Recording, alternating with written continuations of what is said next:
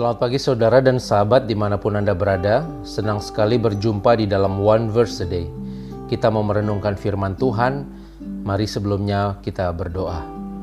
Ya Allah, kami sungguh bersyukur untuk hari baru yang Tuhan beri, untuk kesehatan, kekuatan, iman, pengharapan di dalam Tuhan.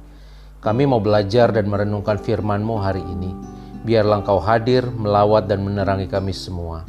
Terima kasih Bapa, di dalam Kristus kami berdoa. Amin. Saudara yang terkasih, ayat firman Tuhan hari ini diambil dari Yohanes 7 ayat 1. Sesudah itu Yesus berjalan keliling Galilea, sebab ia tidak mau tetap tinggal di Yudea, karena di sana orang-orang Yahudi berusaha untuk membunuhnya. Saudara, hari ini kita mau belajar dari Yesus, terutama dalam menghadapi sebuah situasi yang tidak diinginkan. Kalau kita membaca di bagian sebelumnya, di Yohanes 6 ayat 66, di situ diceritakan bahwa banyak murid-murid Yesus mengundurkan diri dan tidak lagi mengikuti Dia. Termasuk juga saudara-saudaranya sendiri, saudara. Sudah tidak percaya pada Yesus.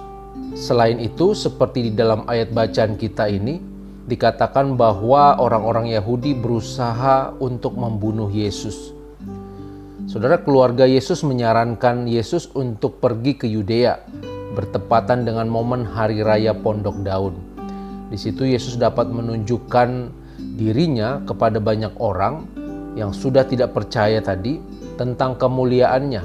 Di situ dia dapat membuktikan bahwa dia sungguh-sungguh anak Allah. Tetapi Yesus menjawab, "Waktuku belum tiba." Perkataan Yesus ini mengacu pada saat kematian dan kebangkitannya, yakni ketika kemuliaan dinyatakan kepada Dia untuk menunjukkan bahwa Dia sungguh-sungguh anak Allah yang sejati. Saudara, Yesus sama sekali tidak terprovokasi dengan semua apa yang terjadi. Di tengah-tengah orang banyak yang tidak percaya dan menolak Dia, serta berusaha membunuhnya, sangat mungkin sebenarnya bagi Yesus untuk menunjukkan kehebatan kuasanya kepada mereka, bahwa Dia adalah anak Allah. Tetapi sekali lagi, Yesus tidak melakukan itu semua, karena bagi Dia akan tiba waktunya nanti anak manusia akan dimuliakan. Namun walaupun demikian, dijelaskan di dalam ayat 10, Yesus akhirnya pergi juga ke Yudea secara diam-diam setelah semua saudara-saudaranya pergi ke situ. Yesus melanjutkan misi pelayanannya di situ, mengajar di Bait Allah. Walaupun dikejar-kejar dan diburu oleh orang Yahudi, ia menunjukkan dirinya kepada banyak orang. Ia tidak takut. Sahabat, Yesus digerakkan oleh visi dan misi yang kuat, bahwa hidup dan rencananya tidak ditentukan oleh keadaan semata, oleh orang-orang semata, melainkan dikendalikan oleh tujuan besar untuk menyelamatkan dunia ini. Meskipun Yesus ditinggalkan oleh orang-orang terdekatnya, yakni murid-murid, ia juga ditolak dan tidak didukung oleh saudara-saudaranya. Terlebih ia juga diancam dan mau dibunuh oleh orang-orang Yahudi. Tetapi itu semua tidak menghentikan langkah Yesus di dalam melakukan visi misi Allah.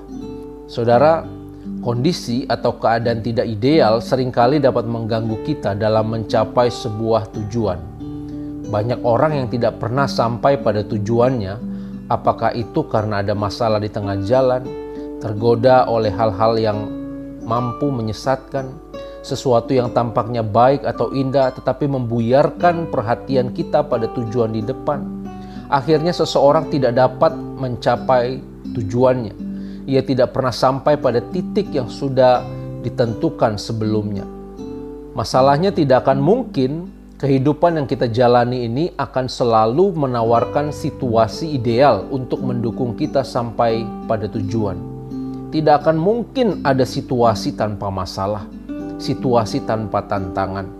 Tidak pernah ada jalan yang tidak berbatu, yang selalu lurus-lurus saja, yang sudah ketahuan atau kebaca bahwa kita pasti sampai di ujung sana. Tantangan akan selalu mewarnai perjalanan kita, saudara. Ada orang-orang yang tidak mendukung, mungkin kita akan ditinggalkan. Ada masa di mana orang-orang berusaha menjatuhkan kita. Ada saat di mana Tuhan mengizinkan kita sakit, kita bangkrut, kita di PHK, kita dibuang, kita jatuh, kita hancur dan sebagainya. Itu adalah bagian dari latihan iman kita di dunia ini. Saudara, kita memang ada di dunia, tetapi sebagai orang percaya, kita bukan lagi berasal dari dunia. Artinya, selama kita di dunia, kita menjalani kehidupan di dunia ini, kita harus menggunakan cara pandang dan nilai-nilai kerajaan Allah. Semua hal yang ada di dunia ini akan habis, tetapi iman, pengharapan, dan kasih kita di dalam Kristus itulah yang akan tetap. Itu sebabnya mari jadikan segala hal yang ada di dunia ini untuk melatih, memurnikan, membentuk, memproses, mempertajam kehidupan kita, yakni hati, pikiran, dan iman kita untuk menjadi serupa dengan Kristus. Sebagai orang yang sudah ditebus dan diselamatkan, inilah yang menjadi tujuan dan panggilan kita. Bahwa kita meninggalkan keakuan diri sendiri dan berjuang untuk hidup serupa dengan Kristus yang membagikan hidupnya untuk sesama demi kemuliaan Allah. Saya percaya Roh Kudus akan menolong dan memampukan kita dalam memenuhi tujuan dan panggilan tersebut. Amin. Mari kita berdoa. Ya Allah, kami sungguh bersyukur untuk firman Tuhan yang boleh kami dengar dan kami renungkan. Kami belajar dari Kristus hari ini betapa Engkau dikendalikan oleh tujuan, visi, dan misi yang kuat ketika ada di dunia ini. Sehingga apapun yang terjadi itu tidak menghentikan langkah Tuhan di dalam melakukan panggilan dan tujuan-Mu. Biarlah kami juga sebagai orang-orang percaya, murid-murid Kristus, kami juga boleh meneladani Kristus. Kami tidak tergoda oleh keadaan, oleh tantangan, oleh masalah. Tetapi kami tetap senantiasa tertuju mata hati pikiran kami kepada Kristus. Kami hidup serupa dengan Kristus.